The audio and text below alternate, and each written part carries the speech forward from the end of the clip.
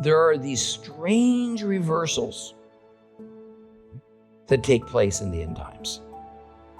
Now, as believers, we are all acutely aware of the lion and lamb metaphors. That is, he is both a fierce alpha predator and a meek, humble sacrifice, all rolled into one. What is being symbolized here is the end of strife between nations, the end of settling of differences or the playing out of the national political ambitions of a ruthless national leader by means of war. That during the 1,000-year reign of Messiah in Jerusalem, that there will be basically two kinds of people living on earth.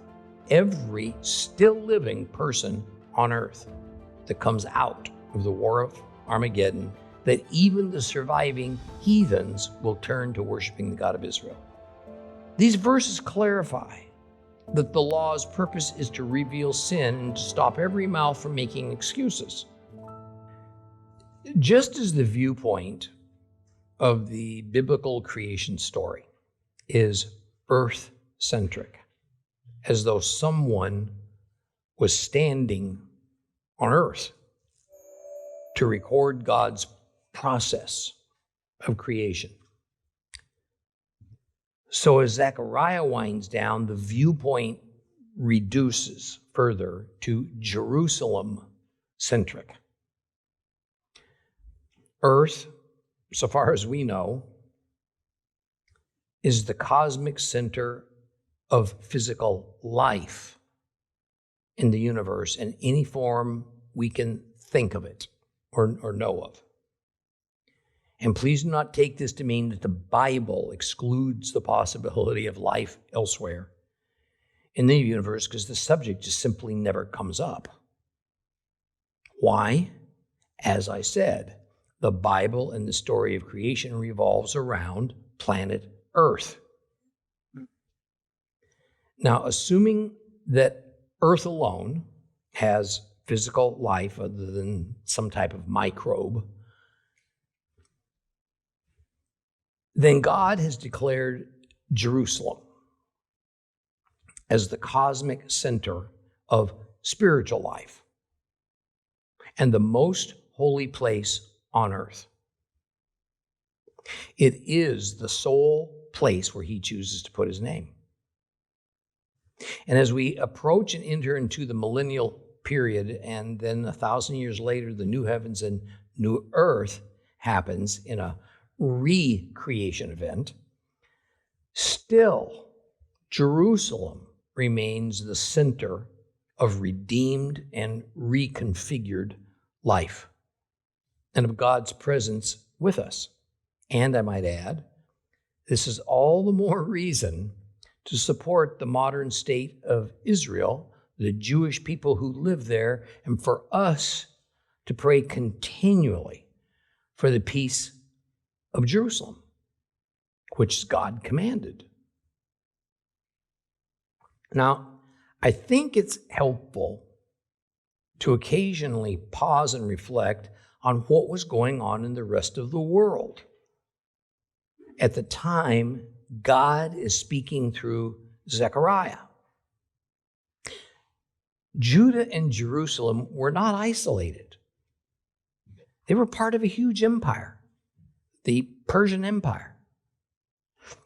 The world was aware of the Judeans, and the Judeans were aware of the world.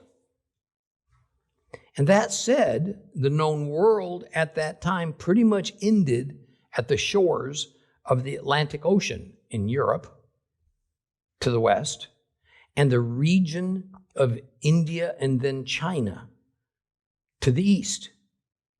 For those who lived in Judah, now called Yehud, and Jerusalem, the familiar part of the world generally amounted to what was ever the extent of the Persian Empire.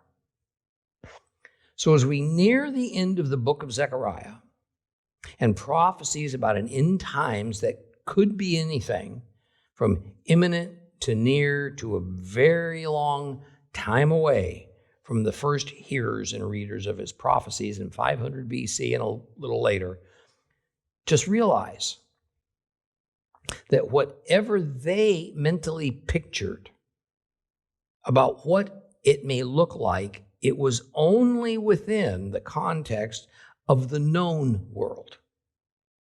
And whatever level of political, societal, technological development that existed for them. In all cases, this has everything to do with the wording of all that Zechariah has to say. It's no different for us as we look to the future for what the events of the end times strike when they do in earnest. We can only envision those prophetic words according to the world and the societies and the technology that exists and that we know of today, even though things might be very different by then. Now, around Zechariah's era, 500 BC, the world was undergoing profound cultural, political, technological, and philosophical changes that would alter and shape the course of history. In Greece, this is what is now called the early classical period, a time of intellectual awakening. The city-states of Greece, especially Athens and Sparta, were rising in power. A form of democracy was beginning to take root in Athens as they laid the foundations for modern political thought. At the same time, Greek philosophers such as Heraclitus were questioning the nature of the universe, setting the stage for Socrates and Plato and Aristotle. To the east, the Persian Empire was more or less at its peak, stretching from the Indus Valley to the Aegean Sea. The Persian kings implemented an efficient administrative system and built infrastructure like the royal road to unify their vast empire. However, tensions with the Greek city-states were brewing and on their way to soon erupting into the Greco-Persian Wars. In India, the Mahajanapadas, large regional kingdoms, were flourishing. Buddhism was emerging. Siddhartha Gautama, who would become the Buddha, was probably still alive, spreading his ideas of compassion, non-attachment, and enlightenment. Hinduism was evolving during this same period of time. In China, the Zhou dynasty still ruled, but real power was shifting to feudal warlords during what became known as the Spring and Autumn period. Thinkers like the great Confucius were active, offering teachings on ethics and family and governance that would define Chinese philosophy for centuries to come. Europe in 500 BC was a mosaic of mostly tribal cultures, a few early civilizations, and a couple of emerging powers, with different regions experiencing widely varied stages of development. The transition from the Bronze Age to the Iron Age was well underway in the more advanced parts. In Africa, the kingdom of Kush thrived along the Nile, trading with Egypt and other Mediterranean civilizations. Communication between all these regions was occurring. Zechariah was at least partially aware of it all. as were the typical common people. Now let's keep that in mind as we work to bring the book of Zechariah to a close. Now we left off at verse 14 last time, explaining that the complete Jewish Bible translation is quite wrong, as it has Judah fighting against its own capital city, Jerusalem. Other translations do a much better job with this verse and explain it as the residents of the territory of Judah fighting alongside the residents of Jerusalem. Now, frankly, to take this any other way makes no sense at all, and it defies everything said before and after this verse.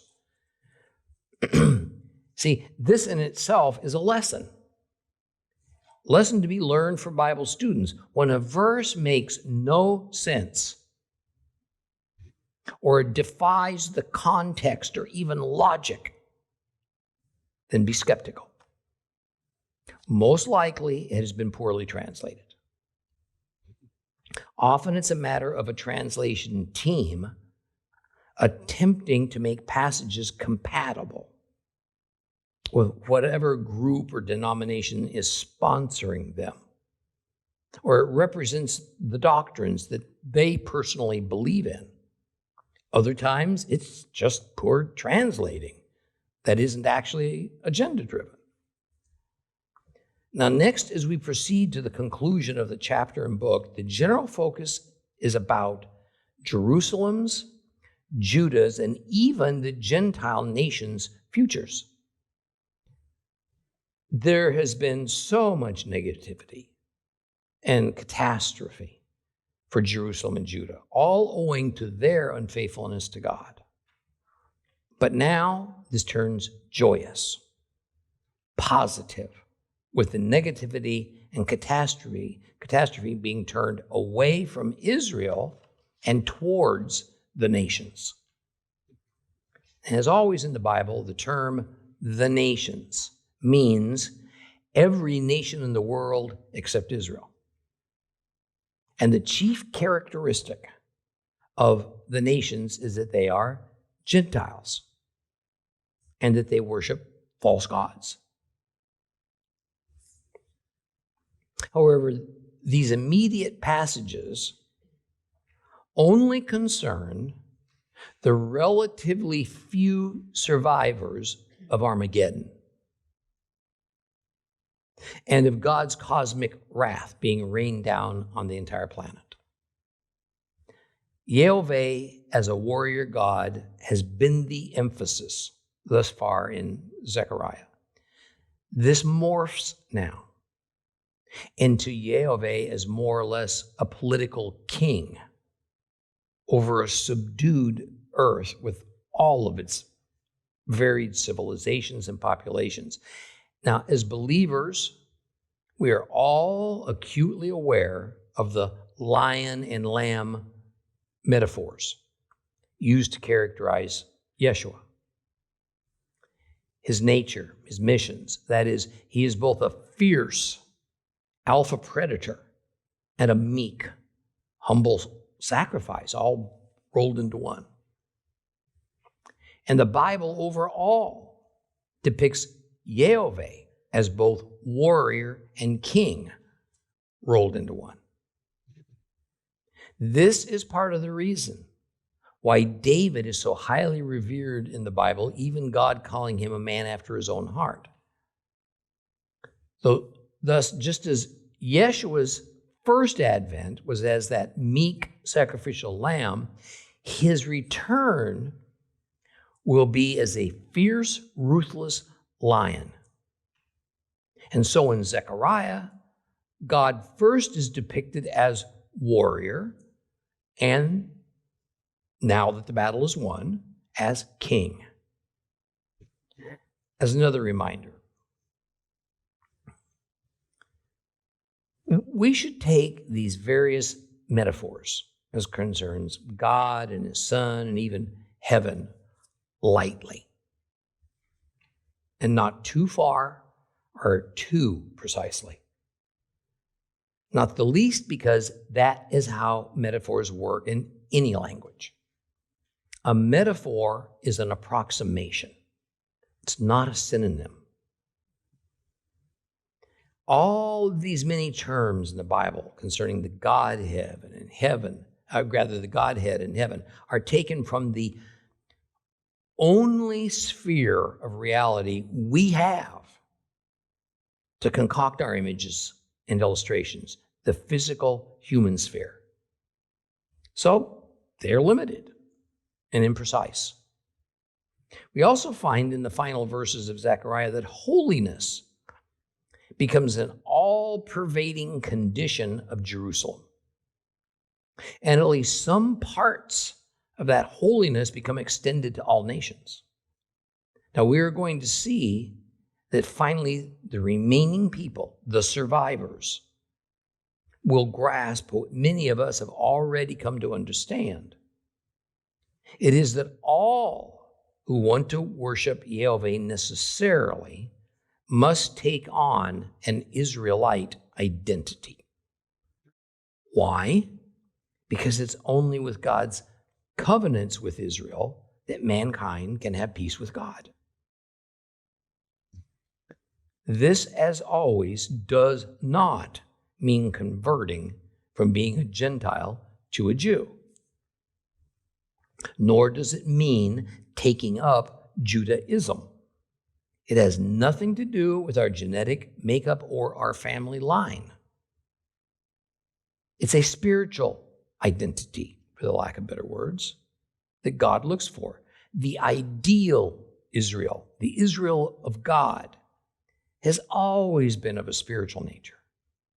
Okay, so let's read more of Zechariah chapter 14, starting at verse 15. Zechariah 14, starting at verse 15.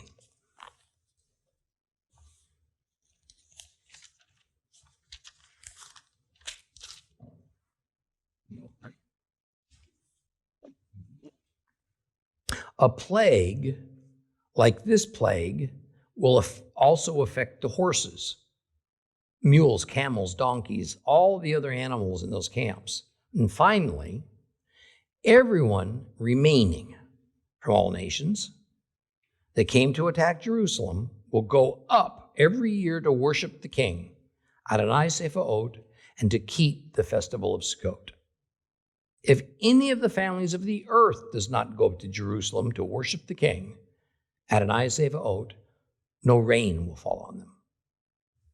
If the family of Egypt doesn't go up, if they refuse to come, they will have no annual overflow from the Nile. Moreover, there will be the plague with which Adonai will strike the nations that don't go up to keep the festival of Sukkot.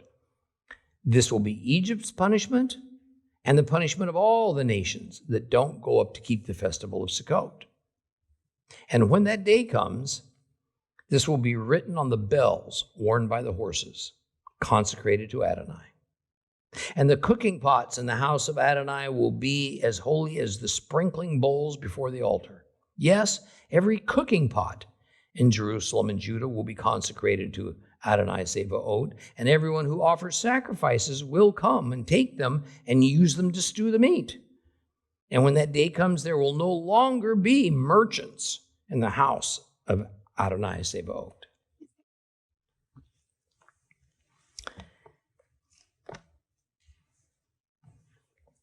The matter of plague again surfaces, and it extends to domesticated animals. And when it speaks of the plague, it likens it to the plague spoken about in verse 12. Recall that verse 12 of Zechariah 14 said, Yehoveh will strike all the peoples who made war against Jerusalem with a plague, in which their flesh rots away while they are standing on their feet, and their eyes rot away in their sockets, and their tongues rot away in their mouths. So something similar is going to happen to this list of animals. Now, these animals are used in the Gentile military camps of the nations. This is not including Israel. This list of animals is limited to beasts of burden, not to livestock used for food or food production. So these are animals that the Gentile nations' militaries are using. That said, after this listing of beasts of burden, the plague is also to affect the other animals in the enemy's camp. This indeed does refer to the food animals that militaries of that era always brought along with them. Bottom line, the means of the enemy nations for transporting soldiers and supplies will be wiped out, as will their food supply. Now, verse 16 is a remarkable verse. It refers to all the survivors from Israel and from all the nations. That is, every still living person on earth that comes out of the war of Armageddon and God's wrathful judgments. The implication is that even the surviving heathens will turn to worshiping the God of Israel. See, it's most interesting that despite what follows, most Christian commentaries from long ago to modern times will term what happens to the survivors as a mass conversion from whatever was their former beliefs to Christianity, thus making the entire earth Christian, and it will be Jesus that they worship. What the verse says is that annually there is to be a pilgrimage to Jerusalem by representatives of all the nations on earth. And there they will worship the King, Yehoveh of hosts, and done so at the time of the biblical feast of Sukkot. No mention of Jesus, no mention of Christianity or anything like it. In fact, it's the opposite. It is Sukkot, a biblical feast Christians long ago denounced and renounced. That is the occasion for the worldwide pilgrimage.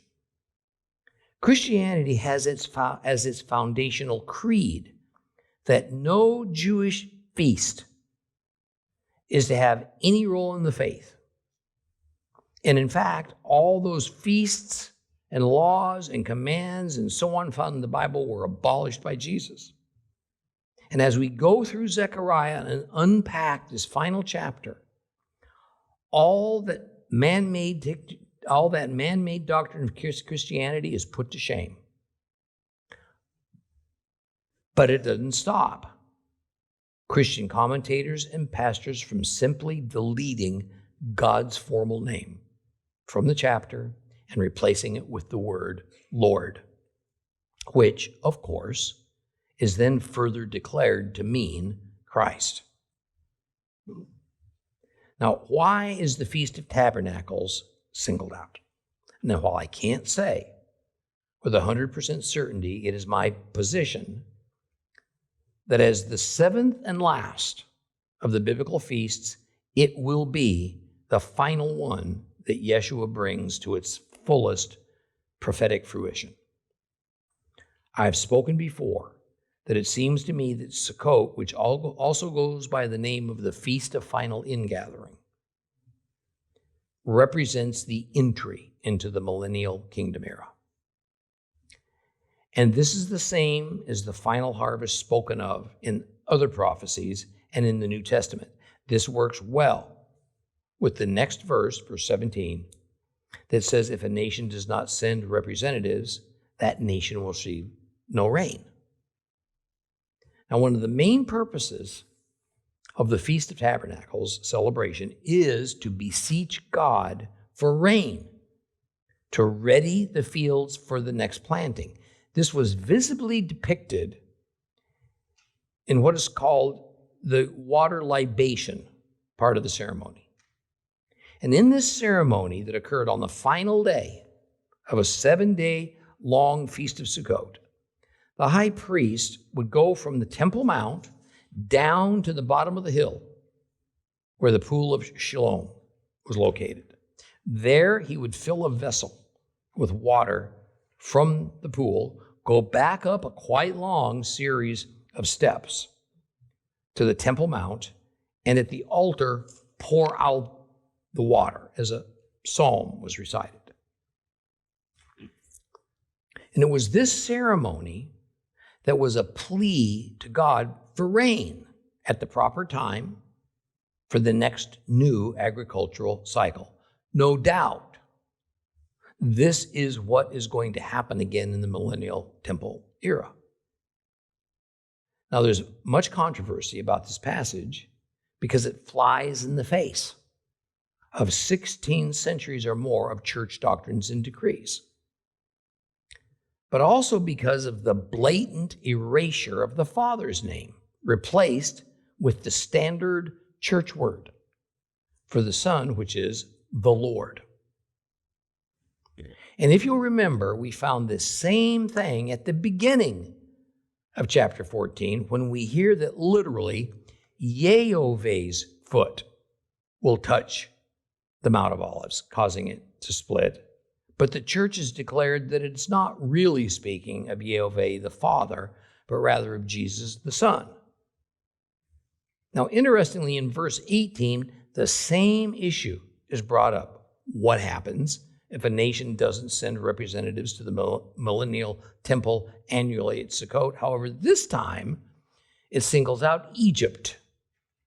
Now, the first thing I want to take from this is that despite all that's happened, disobedience and rebellion to God will still exist among many human beings.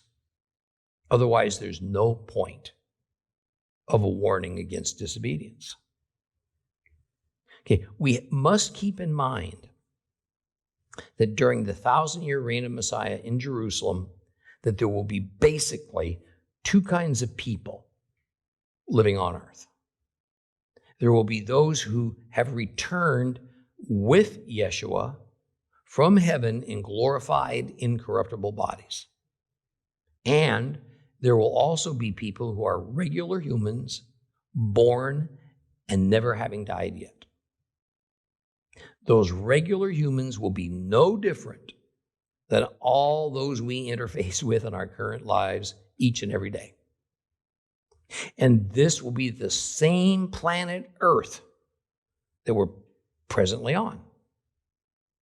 And if anything, it will have become greatly scarred by war.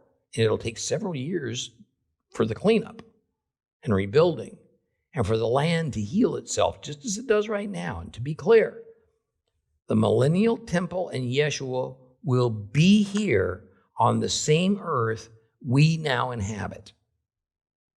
Most humans will be the same, even if some have determined to worship the God of Israel. But there will also be those who died in the past, came back with Yeshua in their new glorified bodies. Now, Egypt is a special case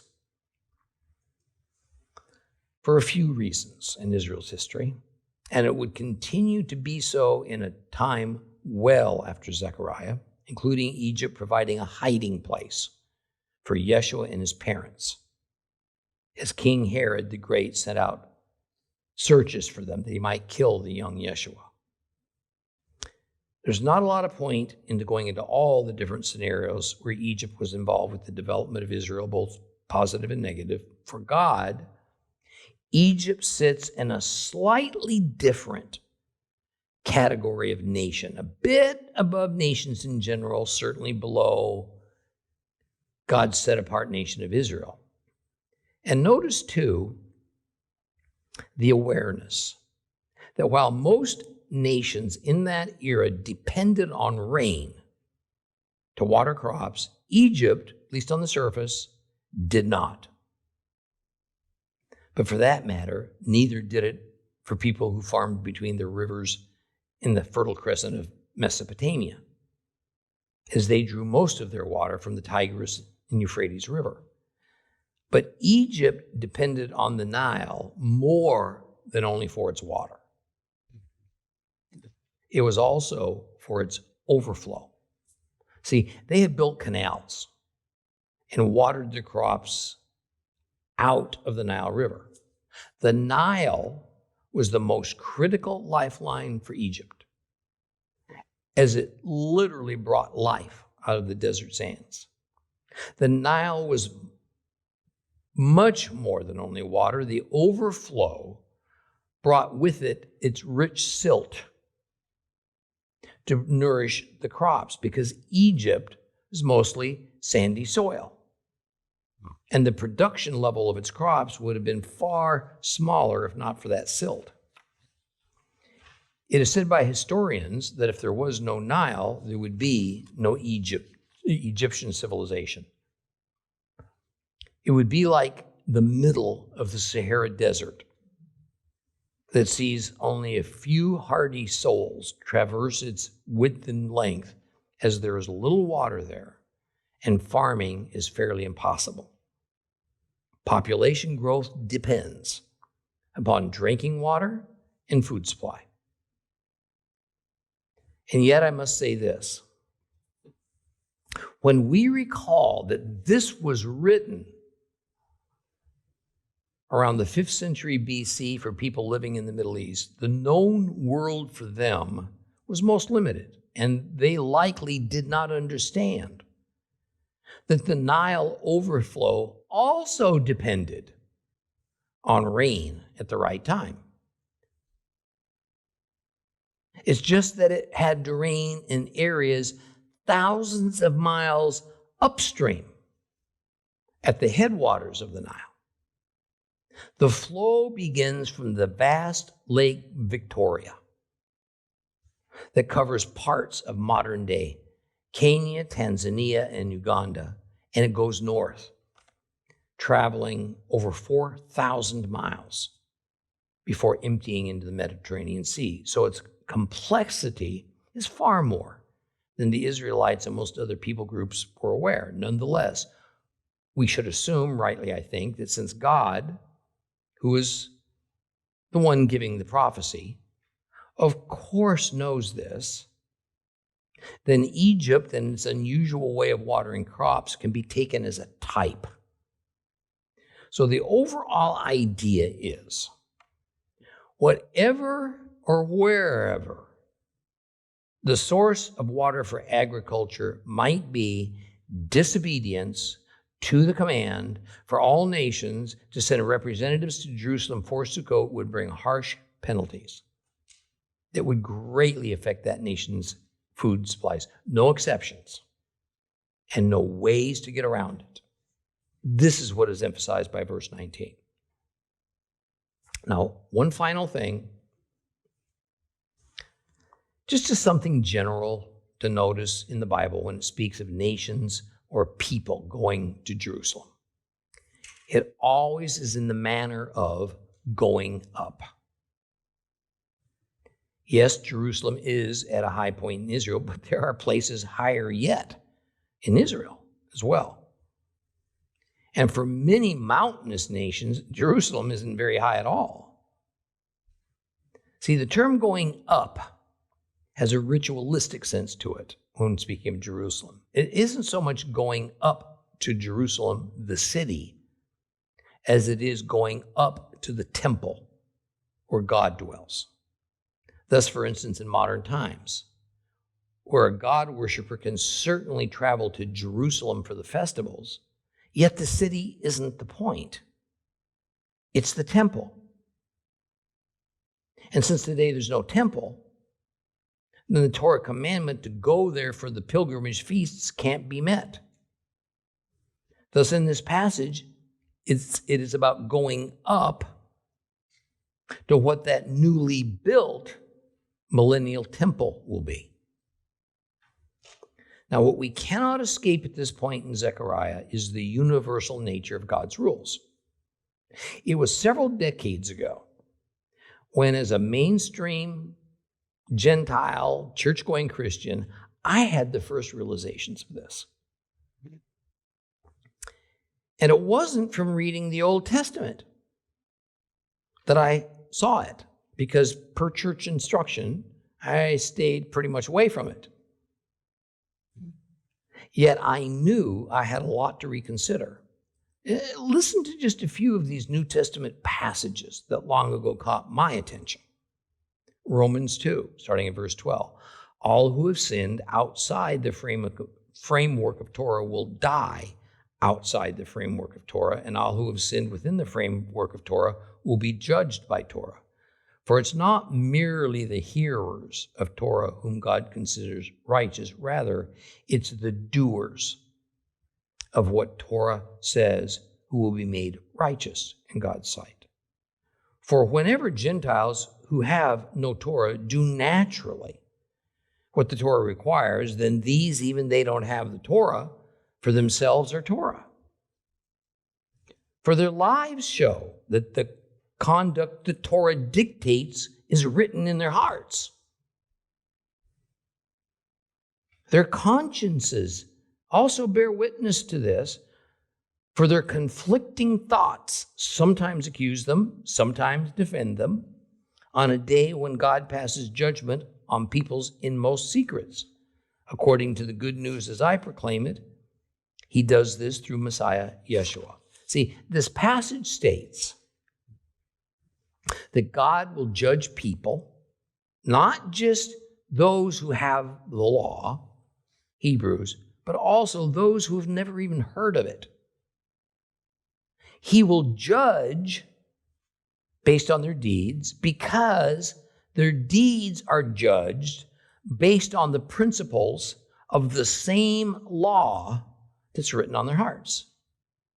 It also makes clear that even those who do not have the law are judged by what they do, demonstrating that the standard of behavior, our morality, is from a universal source for all humanity, the law of Moses. Romans 3, starting in verse 19. Moreover, we know that whatever the Torah says, it says to those living within the framework of the Torah, in order that every mouth may be stopped, the whole world be shown to deserve God's adverse judgment. For in his sight, no one alive will be considered righteous on the ground of legalistic observance of Torah commands, because of what Torah really does is show people how sinful they are. But now, quite apart from Torah, God's way of making people righteous in his sight has been made clear, although the Torah and the prophets give their witness to it as well. And it is a righteousness that comes from God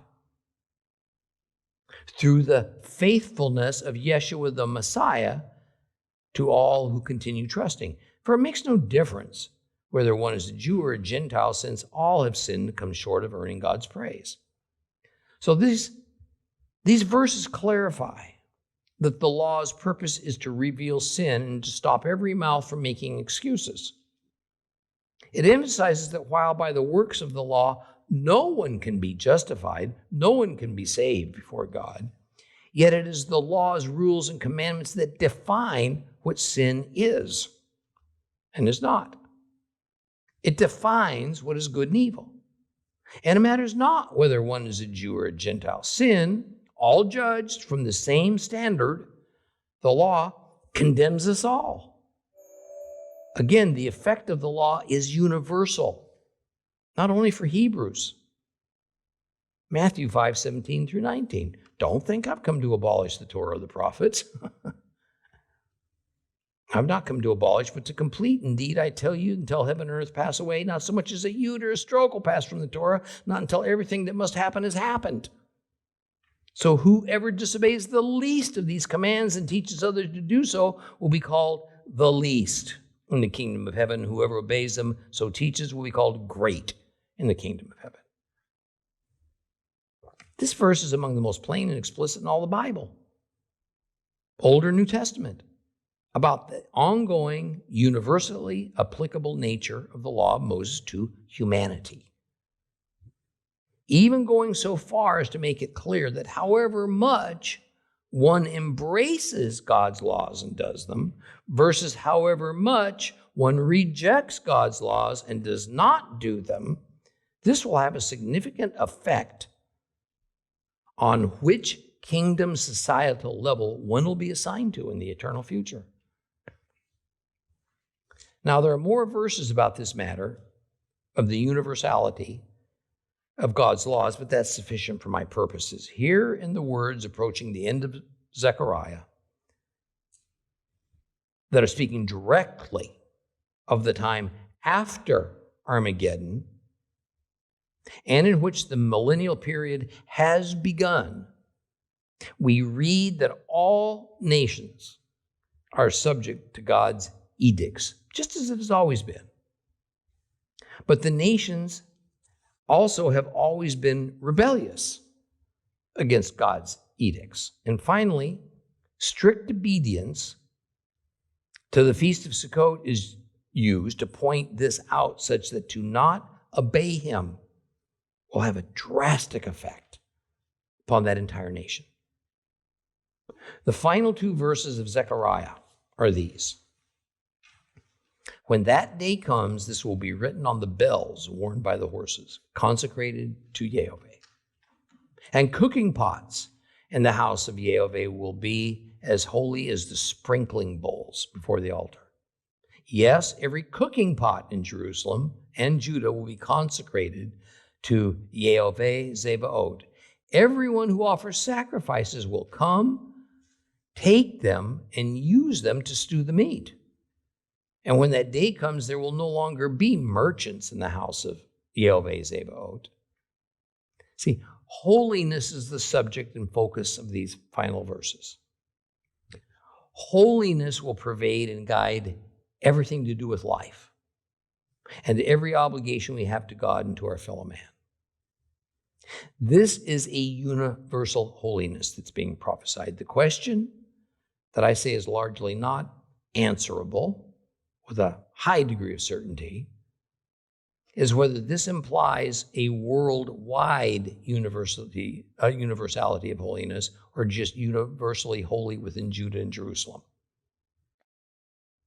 It was most intentional that the end times indicator that is used throughout Zechariah, which is on that day or when that day comes, appears twice. Once to open this two-verse stanza, the second to introduce the final sentence. The people of the prophet's day needed to get it super clear that this is speaking of the future. And so we also need to grasp this reality, even if that future probably is rather near at this point in history compared to what it was in 500 BC. It doesn't help us that in the complete Jewish Bible we find the phrase consecrated to Yehovah. That is, the word consecrated is used rather than the more straightforward holy. That is the meaning of the Hebrew word we find here, which is kodesh. Now, it's important that in this ancient time of all the fundamental guiding principles of the Hebrews, it was that there is a large distinction between that which is common and that which is holy. Therefore, holy to Yehovah is mostly assigned to objects and items and sometimes to places that have to do with the priesthood and or the temple. Recall that on the golden headplate that the high priest wears, the phrase, holy to Yehovah, is written. In the first 8 chapters of Zechariah, the thought evolves of there being a connection between the holiness of the priests and the removal of people's sins. Here in the final part of Zechariah, we find that idea carried over and applied to some of the most unlikely things, such as horses, bells, and pots. It was meant that we notice how far from the expected sorts of sacred things that horses and bells and pots are. That is because, as we have seen in several places in Zechariah, there are these strange reversals that take place in the end times. Here, the reversal is so mammoth in scope, it's difficult to wrap our minds around. It is that the distinction between holy and common, sacred and profane, evaporates.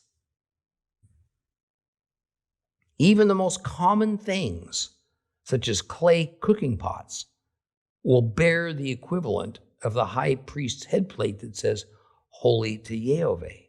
Yet why horses and bells and pots in particular?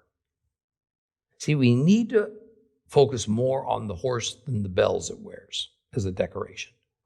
In Zechariah's era, horses were nearly exclusively used for war, usually pulling chariots. Thus, whereas the future age of the millennial kingdom will be characterized by universal peace and harmony, a horse is universally characterized in that era by war and political aggression.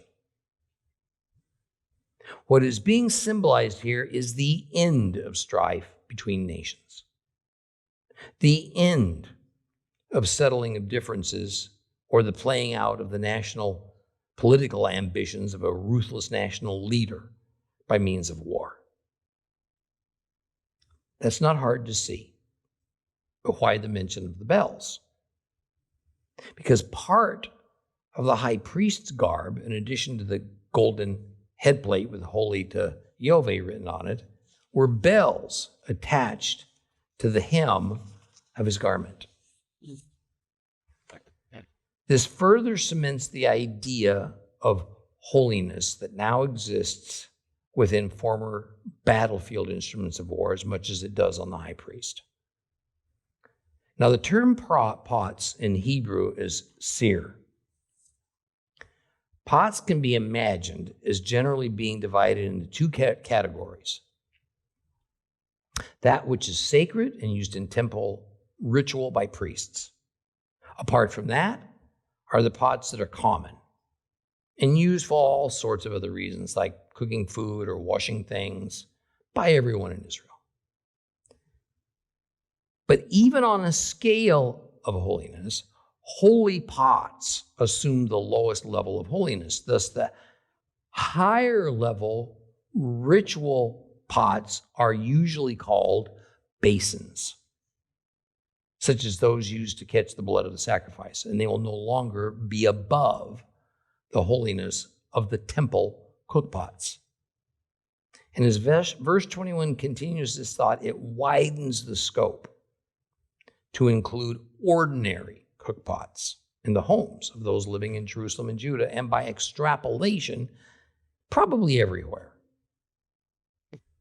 It is most informative that ordinary cookpots, unearthed from digs in Israel, at places like Hatzor, Megiddo, Arad, occasionally were found with the word Kodesh, holy, written upon them.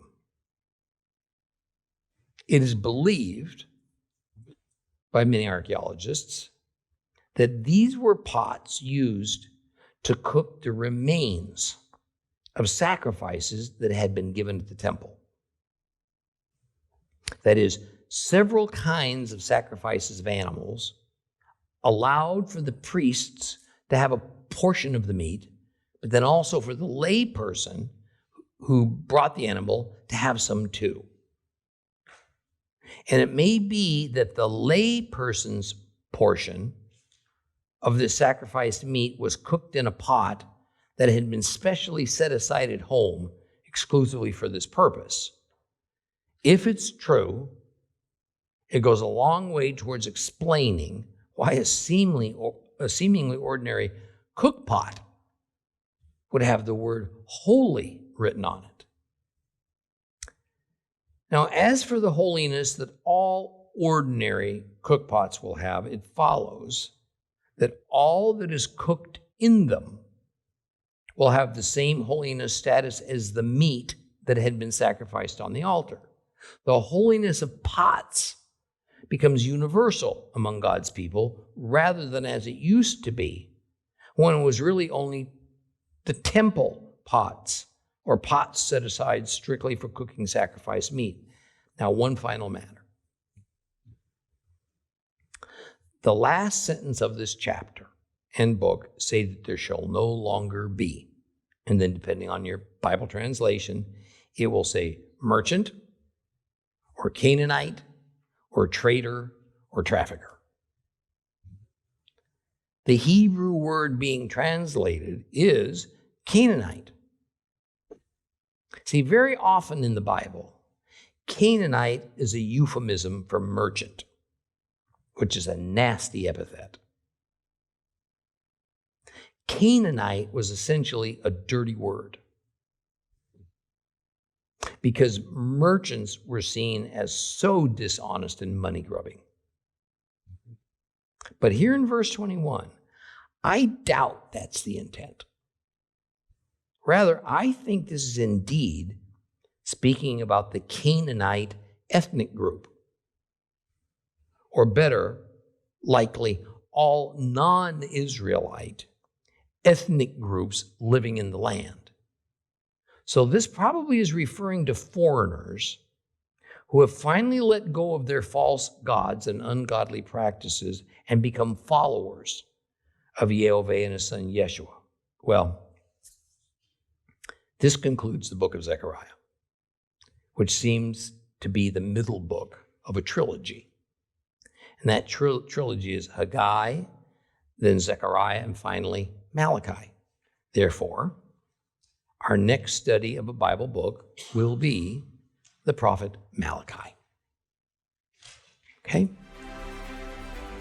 For more teachings of real Bible study and to rediscover God's Word with Tom Bradford, visit Torah Class today on the web, streaming TV, or download the Torah Class mobile app.